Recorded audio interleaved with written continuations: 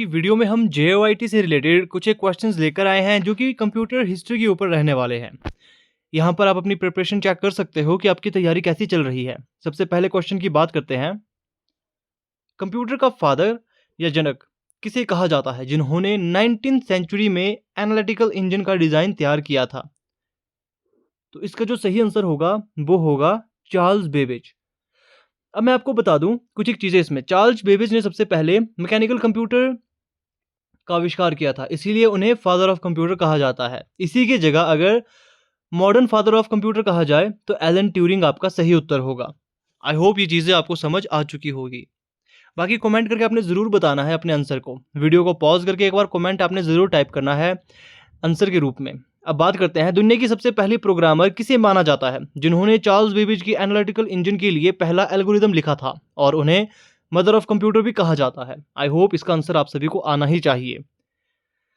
इसका जो सही आंसर होगा एडा लवलेस। अब इसमें कुछ एक चीज़ें मैं आपको बता देता हूँ। एडा लवलेस ने चार्ल्स बेबेज की एनालिटिकल इंजन के लिए दुनिया का सबसे पहला प्रोग्राम, माफ कीजिएगा, दुनिया का सबसे पहला एल्गोरिदम लूप लॉजिक लिखा था। इसीलिए उन्हें दुनिया की पहली कंप्यूटर प्रोग्रामर और मदर ऑफ कंप्यूटर माना जाता है। नेक्स्ट क्वेश्चन की हम बात करते हैं। 1971 में इंटेल द्वारा बनाए गए दुनिया का सबसे पहला commercial available single chip micro processor का नाम क्या था? इसका जो सही आंसर होगा वो होगा इंटेल 4004। अब इसमें क्या हुआ था, 1971 में रिलीज किया गया इंटेल 4004 दुनिया का सबसे पहला commercial available 4 bit single chip micro processor था, जिसे फेडरिको फेगिन और उनकी टीम ने बनाया था। यह भी पूछा जा सकता था कि इसका निर्माण किसने किया। इसे फेडरिको फेगिन ने बनाया था। नेक्स्ट क्वेश्चन की हम बात करते हैं। दुनिया का सबसे पहला कमर्शियली सक्सेसफुल और मास प्रोडक्ट पर्सनल कंप्यूटर किसे माना जाता है जिसे MITS द्वारा 1975 में लॉन्च किया गया था? अब जो इसका आंसर सही देगा, मैं ये मानकर चलूंगा उसकी तैयारी काफ़ी अच्छी चली है, क्योंकि हर वीडियो में मैंने आपसे कहा है कि जब भी आप तैयारी करते हो, कंप्यूटर की किस जनरेशन में कौन सा कंप्यूटर आया, किस कंप्यूटर का इन्वेंशन किसके द्वारा किया गया, ये सब आपको पता होना चाहिए। इसका जो सही आंसर होगा अल्टेयर 8800। अब इसमें क्या हुआ था, 1975 में लॉन्च हुए अल्टेयर 8800 को दुनिया का सबसे पहला कमर्शियली सक्सेसफुल पर्सनल कंप्यूटर माना जाता है। इसलिए बिल गेट्स और पॉल एलन ने बेसिक कंपाइलर लिखा जो माइक्रोसॉफ्ट की शुरुआत बनी। अब इसमें यह भी पूछा जा सकता था इसे लॉन्च कब किया गया, तो 1975 में लॉन्च किया गया। अब लॉन्च किसके द्वारा किया गया? MITS के द्वारा। अब नेक्स्ट क्वेश्चन की बात करते हैं। फर्स्ट जनरेशन 1940 से 1956 के कंप्यूटर्स में मेमोरी और सर्किटरी के लिए किस मुख्य इलेक्ट्रॉनिक कंपोनेंट का उपयोग किया जाता था? अब इसका जो सही आंसर होगा ये आपको आना ही चाहिए। काफी इजी सा क्वेश्चन है। ये है वैक्यूम ट्यूब्स। अब आपने मुझे बताना है इसके इन्वेंटर कौन है। इसके इन्वेंटर कौन है, इंटीग्रेटेड सर्किट के इन्वेंटर कौन है, माइक्रो प्रोसेसर के इन्वेंटर कौन है और ट्रांजिस्टर के इन्वेंटर कौन है? ये सभी आपने कमेंट करके मुझे बताने हैं। नेक्स्ट क्वेश्चन की बात करते हैं। दुनिया का सबसे पहला general purpose electronic digital computer कौन सा था जिसे जे प्रेस्पर एकर्ट और जॉन मार्शली ने फर्स्ट जनरेशन के दौरान बनाया था? इसका आंसर भी आप सभी को आना ही चाहिए। इसका आंसर होगा एनिएक। अब इन सभी की फुल फॉर्म आपने कमेंट करके मुझे बतानी है। एनिएक की फुल फॉर्म भी आपने मुझे बतानी है। ये एनिएक दुनिया का सबसे पहला fully electronic general purpose digital computer था जिसे 1946 में जे प्रेस्पर एकर्ट और जॉन मॉर्शली ने कंप्लीट किया था। इस चीज का आपको ध्यान रखना चाहिए। बाकी एक चीज मैं आपको बता दूं, इसमें क्या होता है,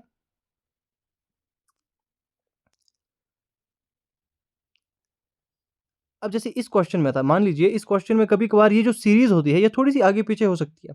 इस चीज को आपने इग्नोर करना है। अब नेक्स्ट क्वेश्चन की बात करेंगे। IBM 1401 और CDC 1604 मेन फ्रेम कंप्यूटर्स की किस कंप्यूटर जनरेशन का सबसे लोकप्रिय उदाहरण है जहां वैक्यूम ट्यूब्स को हटा दिया गया था? अब इसका जो सही आंसर होगा वो होगा सेकंड जनरेशन। अब ये भी पूछा जा सकता था सेकंड जनरेशन का कंप्यूटर कौन है, उसमें शायद 4 ऑप्शन दिए जाए जिसमें ये हो, तो इससे आपने चूज करना था, शायद ये हो सकता था। अब ये भी पूछा जा सकता था IBM 1401 और CDC 1604 किस टाइप के कंप्यूटर थे? तो ये मेन फ्रेम कंप्यूटर थे। इसमें वैक्यूम ट्यूब्स को हटा दिया गया था। अब वैक्यूम ट्यूब को हटा दिया गया था, तो अब किसका यूज़ किया गया था? ट्रांजिस्टर का, आईसी चिप्स का? ये मुझे आपने कमेंट करके बताना है, किस चीज़ का यूज़ किया गया था? अब नेक्स्ट क्वेश्चन की बात करेंगे, IBM सीरीज़ 360 और एप्पल II किस कंप्यूटर जनरेशन के अंतर्गत आते हैं, जहां पहली बार ऑपरेटिंग सिस्टम और कीबोर्ड का उपयोग बड़े पैमाने पर शुरू किया गया था? इसका जो सही आंसर होगा वो होगा थर्ड जनरेशन पे।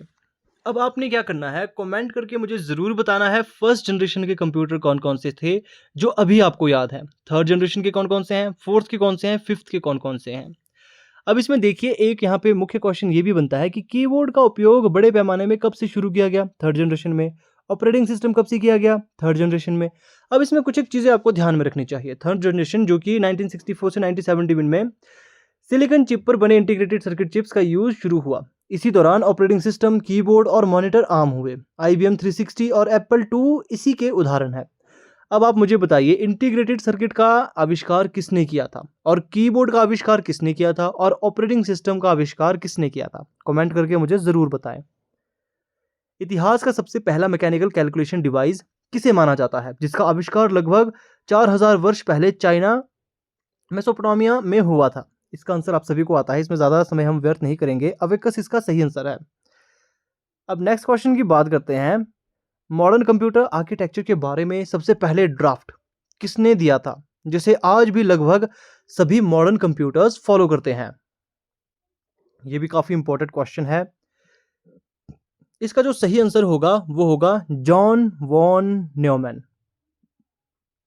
अब इसमें क्या हुआ, 1945 में मैथमेटिशियन जॉन वॉन न्यूमैन ने modern general purpose digital computer का basic outline von Neumann architecture दिया था, जिसे CPU, कंट्रोल यूनिट, ALU और स्टोर्ड प्रोग्राम मॉडल शामिल था, जो आज भी यूज़ होता है। अब आप मुझे बताइए, CPU की फुल फॉर्म क्या होती है, ALU की फुल फॉर्म क्या होती है? CPU का आविष्कार किसने किया, ALU का आविष्कार किसने किया, और सबसे पहली स्टोरेज डिवाइसेस क्या थी?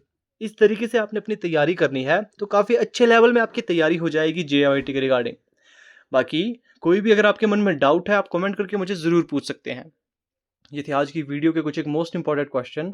अब यहाँ पर क्या किया जाएगा, डेली बेसिस पे आपको मॉक टेस्ट उपलब्ध करवाए जाएंगे सिर्फ कंप्यूटर सेक्शन के। फिलहाल कंप्यूटर सेक्शन के मॉक टेस्ट आपको प्रोवाइड करवाए जाएंगे। जैसे ही एग्जाम डेट नज़दीक आती है, हर सेक्शन से क्वेश्चन डाले जाएंगे, जिससे आपकी तैयारी काफ़ी अच्छी हो जाएगी। बाकी जो भी मैंने आपको वेबसाइट दी है, जो भी मैंने आपको प्लेटफॉर्म दिए हैं कंप्यूटर के लिए, हिस्ट्री के लिए, हिंदी ग्रामर और इंग्लिश ग्रामर के लिए, मैथमेटिक्स के लिए, उन्हें ज़रूर एक बार आपने देखना है। वो काफ़ी हेल्पफुल रहेंगे आपकी तैयारी के लिए। और AI टूल्स का यूज़ करना ना भूलें। अब मैं इसलिए आपको बोलता हूँ, हज़ारों लाखों बच्चों से आगे निकलने के लिए ज़रूरी नहीं है कि आप उनसे ज़्यादा पढ़ो। आप स्मार्ट तरीके से, ज़्यादा अच्छे तरीके से पढ़ोगे तो ज़्यादा बेहतर होगा। किताबों में क्या होता है, कुछ एक चीज़ें आपकी पुरानी ही चलती आई है, वो अपडेट नहीं होती है। AI में क्या होगा, जो भी टॉपिक आप मांगोगे वो अपडेटेड रहेगा। अब क्वेश्चन भी आपके लेटेस्ट तरीके से पूछे जाते हैं, और इसी वजह से मैं आपको हर बार कहता हूं, जो भी टॉपिक आप तैयार करते हो, पहले यूट्यूब पे वीडियोस देख लो, उसके बाद AI टूल्स पे जाके उस टॉपिक से रिलेटेड डाटा इकट्ठा करो, उसके बाद MCQs क्वेश्चंस लगाओ, जिससे काफ़ी हेल्प आपको मिलने वाली है। और ये हेल्प आपको जब आपका एग्जाम होगा तब समझ आएगी कि किस लेवल में आपको हेल्प मिल रही है। अगर आप बिना MCQs की तैयारी करोगे, एक भी स्टेप फॉलो नहीं करोगे, तो कहीं ना कहीं तैयारी में कमी ज़रूर रहेगी। और अपनी कमी को दूर करने के लिए जो तरीके मैंने आपको बताए वो आपने ज़रूर फॉलो करने हैं। JIT कोई ज़्यादा टफ एग्जाम नहीं है क्लियर करना, ये आसानी से 2-3 महीने की अच्छे तरीके से तैयारी से क्लियर हो जाता है। मैंने एक नहीं बल्कि 2 JIT के एग्जाम क्लियर किए थे, और मैंने सेम स्ट्रैटेजी रखी थी, तो वही आप भी रखें तो काफ़ी इजीली आपका एग्जाम क्रैक हो सकता है। बाकी जो भी अपडेट रहेंगे JIT के रिगार्डिंग आपको बता दिए जाएंगे। चैनल के साथ आपने जुड़े रहना है। अगर वीडियो अच्छी लगती है तो इसे लाइक और शेयर ज़रूर करना है।